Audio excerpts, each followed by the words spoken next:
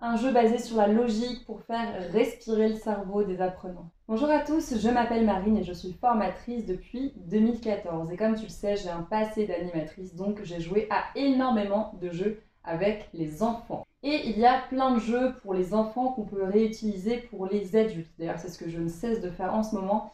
J'alimente la chaîne YouTube de plein de jeux que j'ai déjà utilisés pour certains avec des mineurs. On a vu aussi ensemble dans une ancienne vidéo que c'était important de faire des coupures en fait pour le cerveau des apprenants parce qu'à force de donner trop d'informations, eh bien le cerveau simplement il arrive à saturation.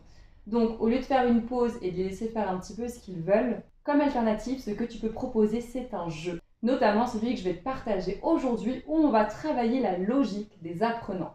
Comme tu le sais, les compétences sont transversales, donc c'est super intéressant de travailler ça en jouant. Ça leur permet dans un cadre plus détendu justement de travailler cette compétence qu'est la logique. Avant de te partager tout ça, je t'invite à liker cette vidéo et à t'abonner à ma chaîne YouTube. Pense bien à activer la petite cloche pour être au courant de toutes les dernières vidéos qui sortent. J'aimerais sincèrement vous remercier pour les likes, pour les commentaires, ça me fait énormément plaisir.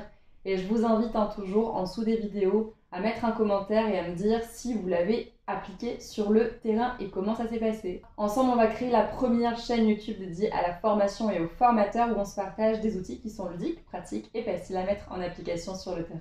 Le jeu d'aujourd'hui s'appelle Petite soirée entre amis et le but du jeu est extrêmement simple, retrouver qui est marié avec qui. Comment faire?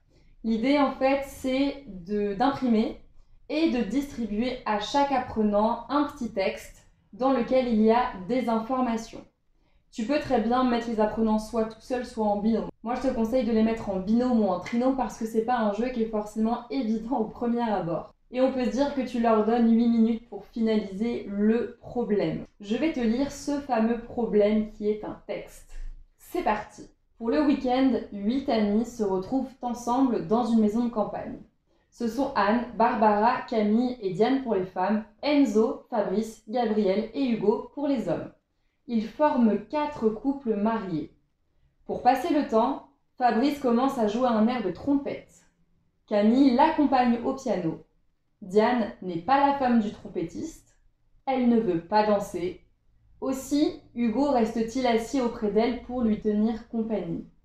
Tous deux observent que l'épouse d'Enzo ne danse pas avec son mari, mais avec celui d'Anne, qui est l'épouse de Hugo. Et donc une fois que tu leur as transmis en fait ce texte, l'idée c'est aussi pourquoi pas soit de faire un grand tableau sur ton tableau blanc, soit dans la même feuille que le texte, leur faire un tableau avec d'un côté le nom des femmes et de l'autre côté le nom des hommes. Donc par exemple en haut on pourra avoir Anne, Barbara, Camille et Diane sur l'axe du coup horizontal et sur l'axe vertical on aura les prénoms des hommes. Enzo, Fabrice, Gabriel, Hugo. Et l'objectif pour les apprenants en fait c'est de deviner qui est marié avec qui. Et en fait le texte nous permet de faire des liens ou de défaire des liens entre les hommes et les femmes. Si 8 minutes ne suffit pas, bien sûr, tu peux augmenter le temps. Parce que de toi à moi, le texte, il n'est pas facile du tout. Je vais quand même te partager la réponse que tu pourras aussi expliquer aux apprenants. Le mari d'Anne danse, donc il ne peut être ni Fabrice le trompettiste,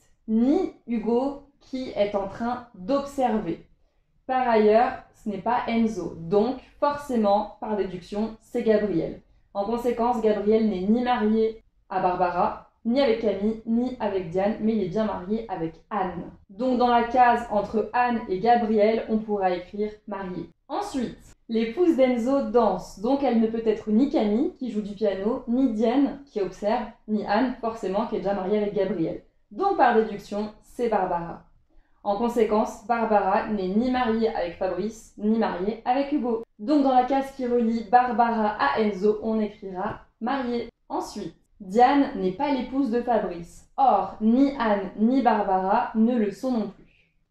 Donc, Fabrice et Camille sont mariés. En conséquence, Camille n'est pas l'épouse d'Hugo. Et donc, il ne reste qu'une seule solution. L'épouse de Hugo, c'est Diane. Donc, roulement de tambour, les mariés sont Gabriel et Anne, Enzo et Barbara, Fabrice et Camille, et Hugo et Diane. Courte histoire, et pas forcément évidente, et c'est bien là tout l'enjeu et tout l'intérêt de cette petite histoire. Je te laisse y jouer et mettre au défi tes apprenants de trouver qui est marié avec qui en un temps record. Cette vidéo s'arrête ici. Si elle t'a plu, je t'invite à la liker, à la commenter et aussi à la partager à ton réseau.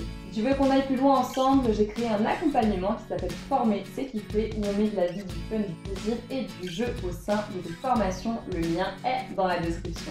J'ai également créé une formation que j'ai baptisée Formation Express qui pour moi est un véritable kit de survie où je n'utilise que des pédagogies actives pour mettre en mouvement les apprenants. C'est entièrement offert si ça t'intéresse, le lien est également dans la description. On se retrouve bientôt pour de nouvelles vidéos, d'ici là fais attention à toi, va dehors, aère-toi, bois toujours du pied à la menthe et de l'eau. Et je te dis à très bientôt. Ciao!